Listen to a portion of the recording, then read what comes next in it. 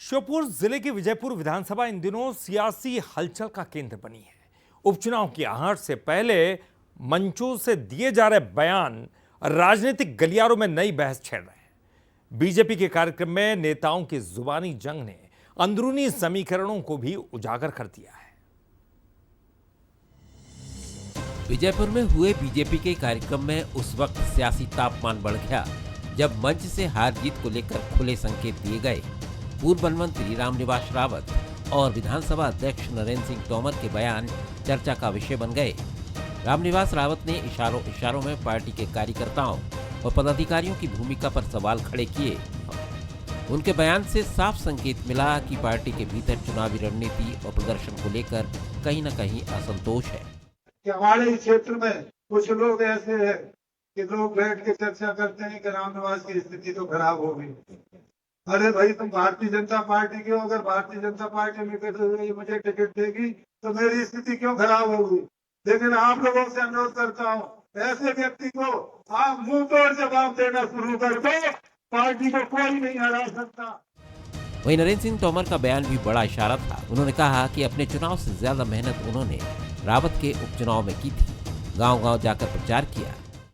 आप सब लोगों को विधानसभा में मालूम है, रामनिवास जी के चुनाव के समय में आया था तो मैंने जितना काम किया इतना मैंने कभी अपने चुनाव में भी नहीं किया जीवन में। आप सब लोग इस बात के साक्षी हो।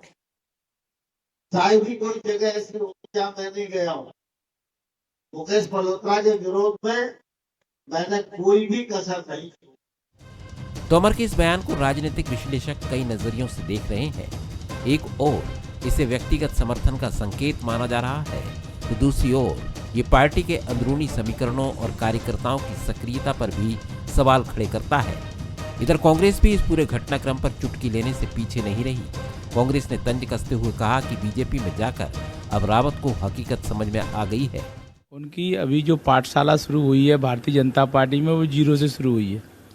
अभी उनका जो कार्यकाल है, उनका जो आयु है, राजनीतिक आयु भारतीय जनता पार्टी में 2 वर्ष भी पूरे नहीं हुए। जो गाँवों में कहावत है कि खिसियानी बिल्ली खम्मा नोचे, वो गत हो रही है उनकी कि जो नाच न जाने आंगन टेढ़ा, कि वो खुद अपने उससे हार गए और इसलिए वो पूरी तरह से स्वस्थ नहीं है, वो कुछ भी बयानबाजी कर रहे हैं।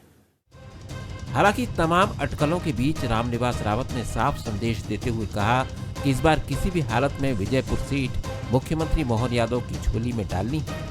कुल मिलाकर विजयपुर का मंच सिर्फ एक राजनीतिक कार्यक्रम नहीं रहा। यहाँ से निकले संकेत आने वाले चुनावी समीकरणों को प्रभावित कर सकते हैं। अब नजर इस बात पर है कि बीजेपी इन अंदरूनी संदेशों को कैसे संभालती है और उपचुनाव के लिए क्या रणनीति तय करती है।